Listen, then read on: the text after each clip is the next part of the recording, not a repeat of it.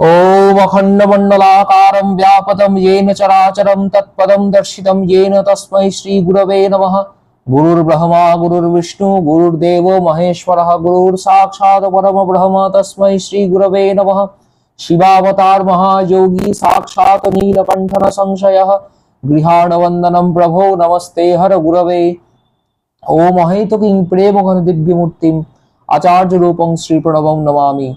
त्वमेव माता च पिता त्वमेव बन्धुश्च सखा त्वमेव विद्या द्रविणं त्वमेव सर्वं मम देव देव त्वमेव सर्वं मम देव देव त्वमेव सर्वं मम देव देव। শক্তি পুরুষোত্তম কথা ইউটিউব চ্যানেলের এই অনুপম চণ্ডীচিন্তার যাত্রায় আপনাদের প্রত্যেককে স্বাগত জানাই। আপনারা প্রত্যেকটি এপিসোড পরপর পাওয়ার জন্য আমাদের চ্যানেলটিকে সাবস্ক্রাইব করে রাখবেন ও বেল আইকনটিকে প্রেস করে রাখবেন। তো চলুন বন্ধুরা শোনা যাক। আজকে আমরা প্রথম অধ্যায় শ্রী চণ্ডীর প্রথম অধ্যায় 12 নম্বর মন্ত্রটি পড়ব। কি বলছে? বলছেন যে মত পূর্বহি পালিতং পূর্বং ময়া হীনং পুরং হিতৎ মদ ভৃত্যৈ সৈরসদ ভৃত্যৈ ধর্মতঃ পাল্যতে নবা। বলছেন আমার পূর্ববর্তীগণ যে পুরকে পূর্বে যত্নপূর্বক প্রতিপালন করিতেন সেই পুর অধুনা আমা কর্তৃক পরিত্যক্ত অসদ্বৃত্ত ভৃত্যগণ আমার সেই পুরকে ধর্ম অনুসারে প্রতিপালন করিতেছে কি না। রাজা সুরথের সন্দেহ হচ্ছে যে আমার কর্তৃক পরিত্যক্ত সেই পুর অধুনা এখন অসদ্বৃত্ত ভৃত্যগণ ধর্ম অনুসারে প্রতিপালন করছে। তো পুর কথা মানে কি? পুর শব্দের অর্থ দেহ। নবদ্বার বিশিষ্ট দেহকে পুর বলা হয়। কি কি নবদ্বার? 9টা দ্বার কি না?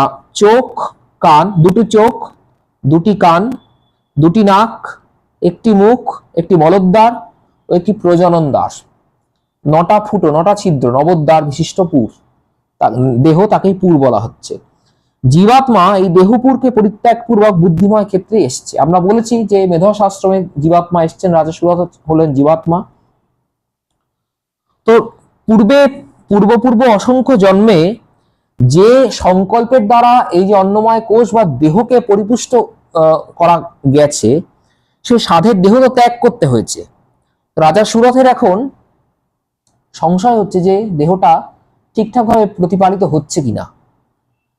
এটা একটা অদ্ভুত বিষয় যে যখন দেহত্যাগ হয় মানুষের বা যে কোনো জীবের, তখন কিন্তু দেহের প্রতি মমত্ববোধ থাকে, সেই জন্য পরবর্তী জন্মটা খুব ইজিলি হয়। আত্মহরণ যিনি করেন তার ক্ষেত্রে হয় না, ওই জন্য তাকে কিন্তু নিরালম্ব হয়ে ঘুরে বেড়াতে হয় অনেকটা বেশিক্ষণ সময়, বেশি দিন ধরে। তো এই যে পুর, এই পুরের যে প্রতিপালক যারা যে ভৃত্য, রাজার যে ভৃত্য, তারা অসৎ ভৃত্য তিনি বলছেন, অসৎ। গীতামুখে শ্রী ভগবান 2 নম্বর অধ্যায় 16 নম্বর শ্লোকে বলছেন না সতে বিদ্যতে ভাবঃ না ভাবো বিদ্যতে সতঃ উভয়রূপী দৃষ্টান্তস্তত্ত্বদর্শিভি। অসতের কোনো অস্তিত্ব নেই, সতেরও কোনো বিনাশ নেই, এই দুয়ের প্রকৃতি তত্ত্বদর্শীরা জানেন, শ্রী ভগবান গীতামুখে বলছেন।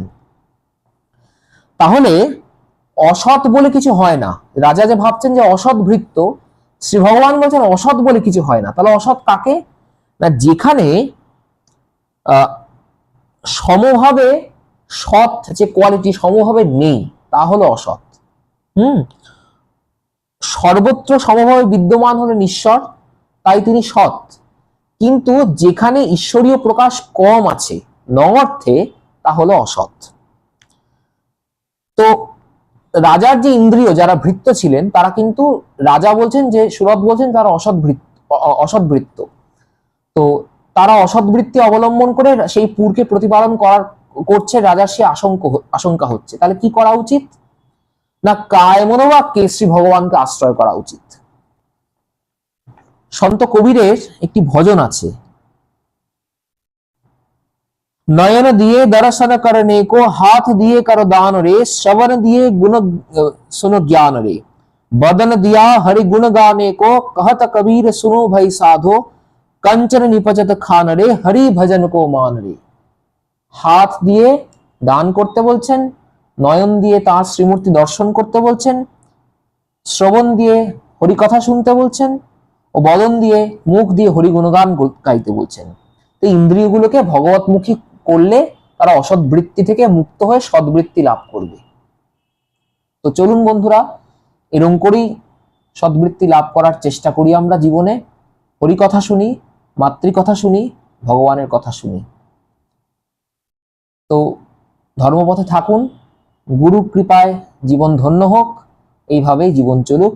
সকলের জীবন জনম সার্থক হোক গুরু কৃপায়। জগৎজননী রক্ষয় কৃপা আশীর্বাদ আপনাদের সকলের শিরে বর্ষিত হোক। শরণাগতির ভাব নিয়ে থাকুন। শরণাগত দীনার্ত পরিত্রাণ পরায়ণে সর্বস্যার্তি হরে দেবী নারায়ণী নমস্তে। জয় গুরু, জয় গুরু, জয় গুরু।